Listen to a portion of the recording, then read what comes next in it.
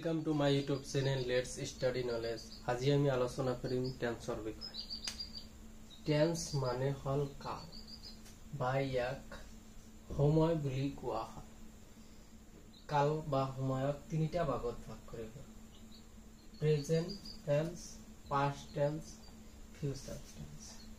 Present মানে হল বৰ্তমান কাল, পাস্ট মানে অতীত কাল, ফিউচাৰ মানে হল ভবিষ্যৎ কাল।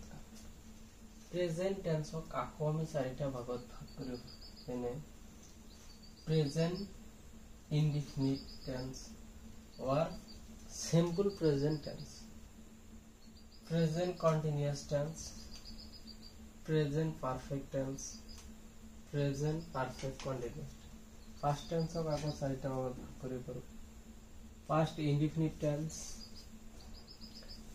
past continuous tense, past perfect tense, past perfect continuous tense. Ako future tense ako sarita bhagot bhag koribo. Future indefinite or simple future tense, future continuous tense, future perfect tense, or future perfect continuous tense. Future perfect continuous tense.